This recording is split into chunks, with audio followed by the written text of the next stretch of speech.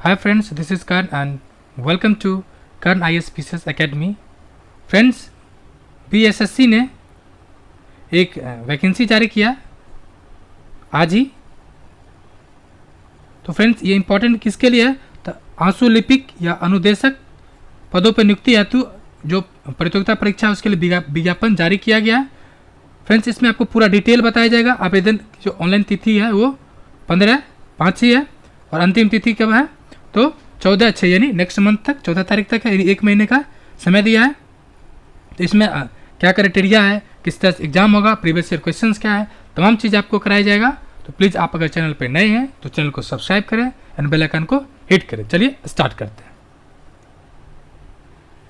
ये किस डिपार्टमेंट का है? तो सामान्य प्रशासन विभाग ने जारी किया है।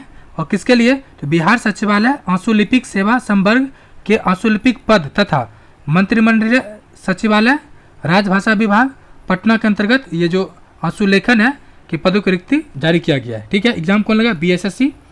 अब पदों जो विवरण ऑनलाइन है, देखते हैं कितना पद है। तो टोटल जो है 232, टोटल 232 पद है। ठीक है, और जिसमें से 35% आरक्षण है, यानी महिलाओं के लिए 31 कुल पद जो है वो 36 आरक्षण है, मतलब हॉरिजॉन्टल है। इसके आधार पे 31 पद महिलाओं के लिए रिजर्व किया गया है। ठीक है, अब इसमें लेवल क्या है? तो फ्रेंड्स, ये जो लेवल है, पद का नाम है वही है आंसू अनुदेशक। ये ठीक है, लेवल 6 है। लेवल 6 मतलब 4200 के आसपास ग्रेड पे होगा। ठीक है, उसके अलावा ये जो इसका योग्यता कौन सा है, योग्यता कंडीशन क्या है? तो 10+2 उत्तीर्ण या समकक्ष, कोई भी हो 10+2 का। वही बात की जाए तो टंकन यानी तकनीकी योग्यता की बात की जाए, तकनीकी योग्यता में कि 80 शब्द प्रति मिनट तथा हिंदी कंप्यूटर टाइपिंग गति 30 शब्द प्रति मिनट तथा अंग्रेजी 35, इस तरह से है। ठीक है, उसके अलावा ठीक है, दूसरा लेवल 4 है, ये आंसुलिपिक का लेवल 4 है। इसका योग्यता भी 10+2 है। इसमें आंसुलेखन एवं कंप्यूटर टंकन टाइपन जो बेसिक है, वर्ड प्रोसेसिंग आना चाहिए। ठीक है, तो आप देखिए, और दूसरा इंपॉर्टेंट क्या है आप में इसके लिए वो देखते हैं। समकक्ष में कौन कौन आएगा? तो इसमें दे दिया गया है कि जैसे मौलवी प्रमाण पत्र, फिर 2 वर्षीय ITI जिसका प्रमाण पत्र द्वारा निर्गत, मतलब ये जो संस्था है NCVT और SCVT के द्वारा निर्गत, एवं पॉलिटेक्निक जो 3 वर्षीय है, ये सब डिप्लोमा जो किस में आता है? तो इंटर लेवल का माना जाता है। अब न्यूनतम तकनीकी योग्यता, तो ऑनलाइन आवेदन समर्पित करने से अंतिम तिथि तक अभ्यर्थियों को मान्यता प्राप्त संस्थान से, ठीक है, ऊपर में जो दिया गया न्यूनतम तकनीकी योग्यता होना चाहिए। आरक्षण का जो कंडीशन रहता है वही कि राज्य का मूल निवासी होना चाहिए और उसके लिए आपके पास सर्टिफिकेट होना चाहिए। ठीक है, अब कह रहा है कि जो OBC या अत्यंत पिछड़ा वर्ग श्रेणी के अभ्यर्थी हैं, जो क्रीमी लेयर रहित प्रमाण पत्र को काउंसलिंग के समय मूल में प्रस्तुत करना आवश्यक होगा। 1 वर्ष से अधिक पुराने क्रीमी लेयर रहित प्रमाण पत्र स्थिति में विहित पत्र जो 8 का B स्वघोषित समर्पित करना होता है। नेक्स्ट, इसके लिए आपके लिए इंपॉर्टेंट क्या है? दिव्यांग के लिए क्या कंडीशन है? स्वतंत्रता सेनानी के लिए। नेक्स्ट, उम्र सीमा क्या कंडीशन है? तो कह रहा है 1/8/2022 के आधार पर की जाएगी उम्र सीमा। ठीक है, 2022 के आधार पे।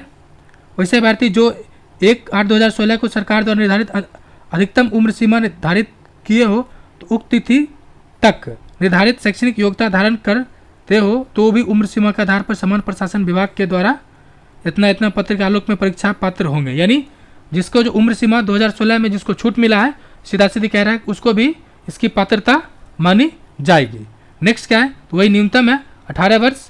वही अगर बात की जाए तो जनरल के लिए 37, आरक्षित महिला के लिए 40 और पिछड़ा वर्ग अत्यंत पिछड़ा वर्ग पुरुष महिला 40, अनुसूचित जाति व जनजाति के लिए क्या है? 42। ठीक है, नेक्स्ट जो इसमें आपके काम के लिए है, तो जो परीक्षा शुल्क कितना है? तो सामान्य वर्ग, पिछड़ा वर्ग, अत्यंत पिछड़ा वर्ग के पुरुष के लिए कितना? 540 रुपया। वही अगर बात की जाए जो अनुसूचित जाति व जनजाति जो बिहार के स्थायी निवासी हैं, 135 रुपया। सभी श्रेणी के जो डिसेबल है, दिव्यांगजन है, ठीक है, उसके लिए 135। और फिर जो महिलाएं हैं, सभी श्रेणी की महिलाएं, उसके लिए भी 135। और बिहार राज्य के बाहर जो चूँकि बिहार राज्य के बाहर जनरल कंसीडर किया जाता है, इसके लिए भी 540। ये हो जाएगा।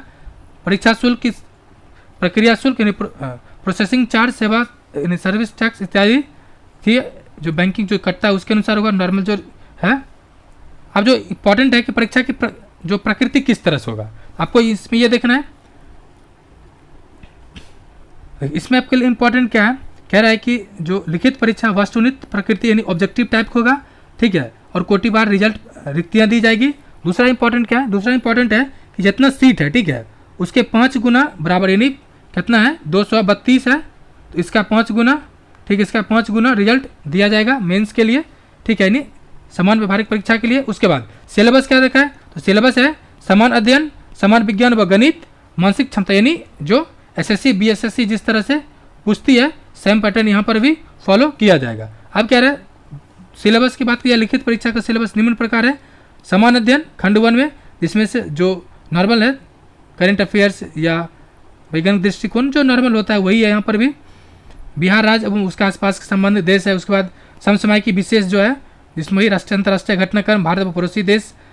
खंड ख में समान विज्ञान व गणित है जो होता है नॉर्मली, ठीक है।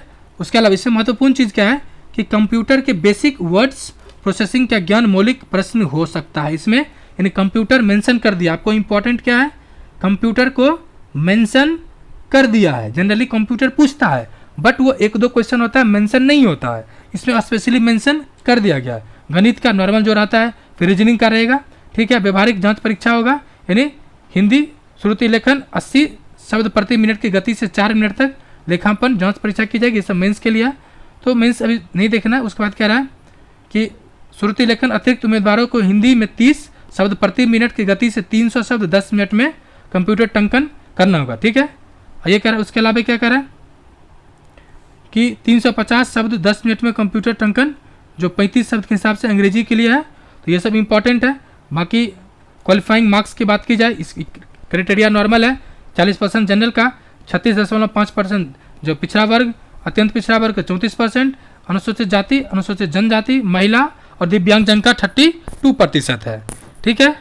अब बात की जाए ऑनलाइन आवेदन, तो स्टार्टिंग बताया गया है कि 15 से स्टार्ट है और आवेदन की अंतिम तिथि कब से है, 14/6 है। तो ये सब देख सकते हैं। बाकी जो नॉर्मल क्राइटेरिया है वही सब चीज़ें हैं। तो चलिए फ्रेंड्स, अगर आपने इसका पूरा डिटेल आपको तैयारी किया जाएगा। अगर आपने अभी तक चैनल को सब्सक्राइब नहीं किया तो सब्सक्राइब कर लें, वीडियो को लाइक एंड शेयर करें। शुक्रिया एंड जय हिंद फ्रेंड्स।